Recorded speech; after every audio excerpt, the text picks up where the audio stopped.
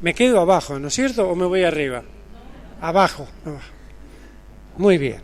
Me quedo abajo y quiero ir al libro de los Hechos de los Apóstoles.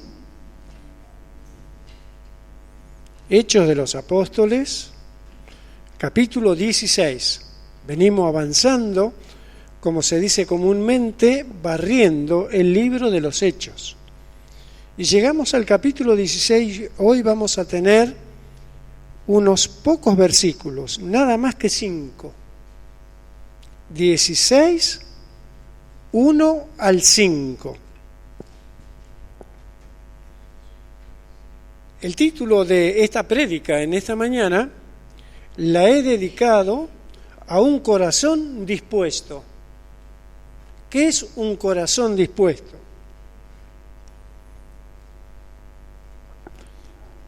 Es un corazón que está atento y que cuando hay que tomar decisiones, toma decisiones. Cuando tiene que dejar algo, lo deja. Cuando tiene que ayudar a alguien, ayuda.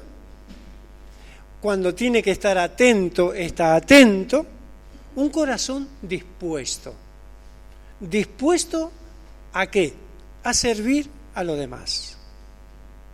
Ustedes saben de que hay un dicho muy lindo, y que muchas veces yo lo repito: el que no vive para servir, no sirve para vivir. Es verdad. Y esto es lo lindo que tiene el Evangelio.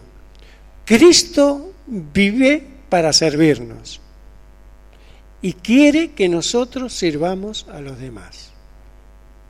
De lo mucho recibido, eso es lo que damos. ¿Cuánto nos bendice el Señor todos los días? Y ese corazón dispuesto es lo que en esta mañana vamos a ver. Dice, versículo 1 del capítulo 16, llegó Pablo a Derbe y después a Listra, donde encontró un discípulo llamado Timoteo, hijo de una mujer judía, creyente, pero de padre griego. Los hermanos en Listra y en Iconio hablaban bien de Timoteo, así que Pablo decidió llevárselo.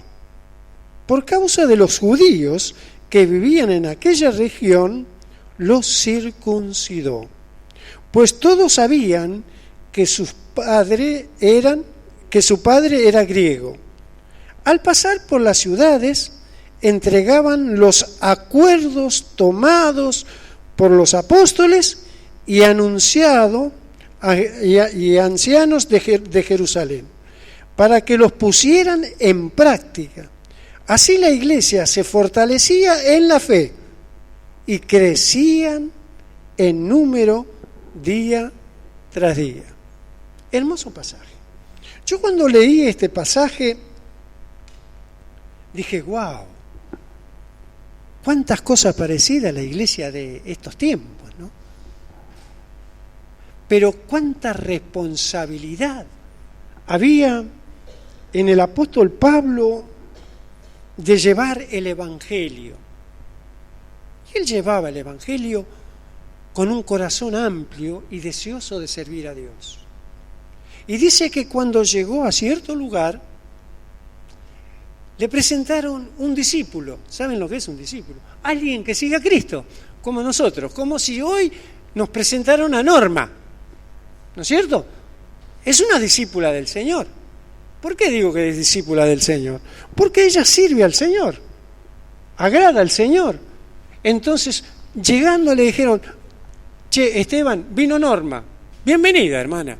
Eso es lo que hizo Pablo con Timoteo, le dio la bienvenida.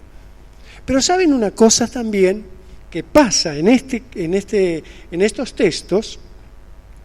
Que al llegar a ese lugar, los hermanos sabían de que Timoteo, su madre es judía y su padre es griego. Es decir, un judío y un gentil. ¿Ustedes qué son, judíos o gentiles? Somos gentiles, porque no somos judíos. Ahora, el judío tenía que practicar algo para poder trabajar en medio del pueblo judío y gentil, porque ahí en esos lugares había judíos, ¿cierto? Si alguien trabajaba en medio de los judíos anunciando la palabra y no era circuncidado, era un problema. ¿Qué era circuncidarlo? Recuerden ustedes que se circuncidaban los varones al 8º día, ¿cierto? Los circuncidaban. ¿Por qué? Le cortaban el péndulo adelante para que quede libre de toda enfermedad. Esa era una costumbre judía y eso se hacía en el pueblo de Israel porque fue impuesto en medio del desierto.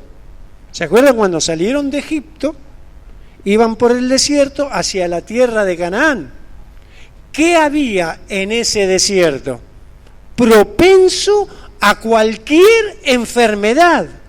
Entonces, los hombres tenían que ser circuncidados. Una cosa normal. Hasta los 12 años se podían circuncidar. Entonces los varones eran liberados de cualquier enfermedad que podían tener en medio del desierto donde no había agua y sí había mucha arena y podía traer enfermedades. Entonces el hombre necesitaba ser circuncidado. Ustedes dicen, ¿qué tiene que ver esto con la iglesia hoy? Tiene mucho que ver y muchísimo que ver. ¿Ustedes están circuncidados?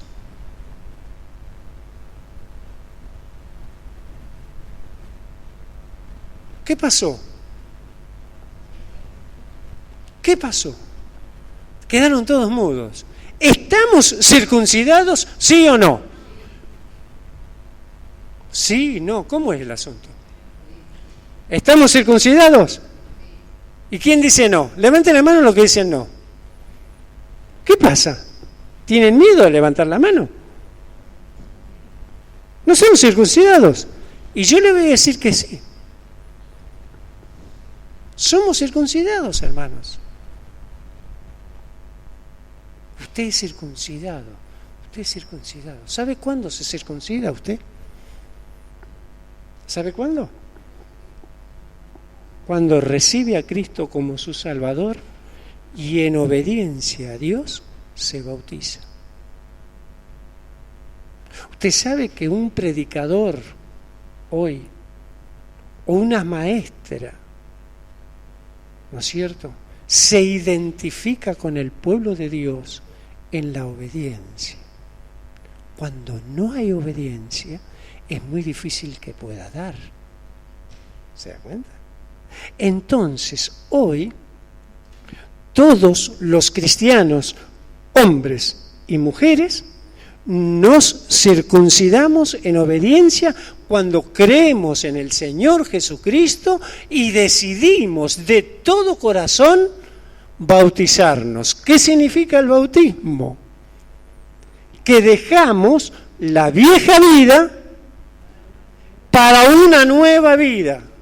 Quiere decir que todas las enfermedades, costumbres, deseos, anhelos, caprichos que teníamos, cuando nos bautizamos, lo dejamos enterrados abajo del agua. Y nacemos a una nueva persona. De manera, dicen Corintios, que si alguno está en Cristo, nueva criatura es. Las cosas viejas, sácate. Y todas son hechas nuevas. Eso es lo que el apóstol Pablo hace con Timoteo. ¿Por qué? Porque no va a ser cuestión que pongamos al servicio de la obra de Dios a alguien que siendo judío rechaza el judaísmo, rechaza su nacionalidad, no puede dialogar con los judíos porque está en desobediencia. ¿Se da cuenta? Ahora nosotros, ¿cómo vamos a enseñar algo? ¿Cómo vamos a poder explicar algo de la nueva vida si todavía tenemos la vieja vida, que es la desobediencia? ¿Se da cuenta? Porque la palabra de Dios es claro. Dice en Hechos, capítulo 2, que todos los que recibían la palabra se bautizaban. Fíjese bien, Hechos 2. Y quiero aclarar algo, con todo respeto, frente a cualquier circunstancia que pueda haber. ¿Por qué lo quiero aclarar? ¿Qué es lo que yo tengo que hacer para bautizarme? Tengo que conocer los 4 evangelios de memoria, los 27 libros del Nuevo Testamento, los 39 libros del Antiguo Testamento, tengo que leer todos los salmos todos los días y cuando no alcanza, tengo que ponerme a romperme la cabeza contra la pared porque no me alcanzó el tiempo. No tiene que ser nada. Se tiene que entregar a las manos de Dios. Y Dios lo va a ayudar. Lo va a hacer crecer. Porque usted es un bebé. Usted es una bebé. Usted ha nacido de nuevo. Se bautizó en el nombre del Padre, del Hijo y del Espíritu Santo. Usted tiene a Dios en el cielo, que es su papá. Tiene a Cristo, que es su Salvador, y tiene el Espíritu Santo, que lo guía a toda verdad. ¿Se da cuenta? Entonces Pablo, cuando vio que este muchacho tiene buena reputación de los hermanos de 2 países, de 2 pueblos, lo primero que hace, lo pone en orden para que pueda hablar con los judíos. Y fíjense en una cosa más. Versículo 4. Al pasar por las ciudades, entregaban los acuerdos tomados por los apóstoles y ancianos de Jerusalén. ¿Qué es entregaban los acuerdos? ¿Qué es? Lo que los apóstoles habían empezado a enseñar a la iglesia. La enseñanza de la buena doctrina. Los apóstoles tenían el deseo de enseñarle lo que Cristo le había enseñado a ellos y ellos se lo tenían que enseñar al pueblo. ¿Y qué hacían los que se bautizaban? Hechos. Miren lo que hacían. Capítulo 2, versículo 41. Y voy a ser cortito. Hechos 2:41. Dice así. Así pues, los que recibieron su mensaje fueron bautizados. Y aquel día se unieron a la iglesia unas 3.000 personas. Fíjese ahora el texto 42. El texto 42 nos marca claramente los recados que habían dejado los apóstoles para que se lleve el evangelio adelante. Dice, se mantenían firmes en la enseñanza de los apóstoles, en la comunión, en el partimiento del pan y en las oraciones. 4 cosas. ¿En su casa hay una mesa?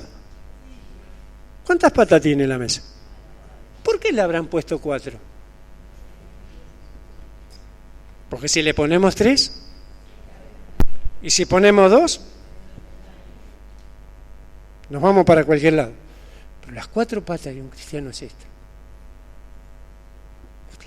Las 4 patas de la fe cristiana es este: firmes en la doctrina, conociendo lo que el Señor ha enseñado. Firme en la comunión entre los hermanos, en el partimiento del pan, lo que hicimos hoy, la cena del Señor, y en las oraciones. Hoy les voy a hacer un desafío a ustedes. Piense una persona, no me la diga. Piense, un hermano, un vecino, un familiar, piénselo. ¿Lo tiene? Lléveselo y ore esta semana por esa persona. Eso es participar en las oraciones. Yo tengo a mi marido que casi lo agarraría el cogote todos los días por las cosas que me hace. Ora por tu marido. Pero yo tengo a mi señora que a veces me da gana de no volver a casa. Ora por tu señora. Tengo mis hijos que a veces me da gana de... Hay un dicho muy viejo. Cuando era chiquito lo agarraba y le decía, ¡ay, qué gana de morderte! Y ahora que grande digo, ¿por qué no lo mordí? ¿Cierto? A veces nos sacan canas verdes, ¿cierto? Ore por esa persona. ¿Alguien le ha hecho algo bien? Dele gracias a Dios por esa persona. Y alguien que le hizo mal, ore al Señor para que lo perdone. Es decir, la oración, hermanos, cubre multitud de pecados. Es la enseñanza que los apóstoles hacían. Y Pablo toma ese recado y sale a evangelizar. Y predica el evangelio. Y todos los que creían se bautizaban. Y aquellos que querían servir al Señor lo hacían con corazón sincero, porque habían recibido la gracia y de gracia daban. Usted sabe que cuando usted hace algo es porque Dios lo ha permitido. Pero Dios no permite que usted haga daño. Eso lo hace Satanás. Entonces, cuando nos damos cuenta que estamos haciendo algo fuera del lugar, tenemos la oración. Primero, ir a pedirle perdón a Dios. Y después, no se crea que todo está hecho. Vaya y pídale perdón a la hermana. Brígida, pensé mal de vos. Perdóname. Cata, no te saludé, pasé por alto, por largo, porque, qué sé yo, se me ocurrió cualquier cosa. Anda a saludarla. Perdóname, Cata. ¿Se dan cuenta cuánto es el amor de Dios? ¿Está alguno enfermo en medio de ustedes? ¿Qué le pide el Señor al pueblo de Dios? Hagan oración. Hagan oración. La oración, hermanos, mueve montañas. ¿Qué le dijo el Señor a los discípulos? Si ustedes tienen fe como un granito de mostaza, le dirán a este monte, pásate de acá ya, y se pasará. Muchas veces nuestra fe es más chiquita que un grano de mostaza, no. A veces es más grande que el grano de mostaza, pero lo que pasa es que está cubierta por otra cosa, que es lo que a Dios no le agrada, la soberbia. Yo tengo mucha fe. ¿Le fuiste a pedir perdón a tu hermano? No, él no quiere saber nada. Eso es soberbia. Yo tengo mucha fe, pastor, pero con mi mamá no puedo hablar. Anda a pedirle perdón. Anda a pedirle perdón. Dice la palabra, hermanos, que el que se humilla será enaltecido. Y el que se enaltece será humillado. Dios te ama mucho. Dios te ama mucho. Dios te ama mucho. No te olvides. que Dios dio lo más caro que tenía en el cielo y en la tierra. ¿Quién era? Jesús. Permitió que Él vaya hasta la cruz y que Él derramara toda su sangre para limpiarte, para limpiarte, para limpiarte, para limpiarte, para limpiarte, para limpiarte, para limpiarte, y para limpiarme de todo pecado. Por eso el que cree en Cristo tiene vida eterna. Hermano, hermana, dele gracias a Dios por lo que usted es, dele gracias a Dios por la iglesia donde Dios lo trajo, dele gracias a Dios por la vida que Dios le regala todos los días. Así que la gloria toda sea para el Señor. Si le sirvió, dele un aplauso al Señor.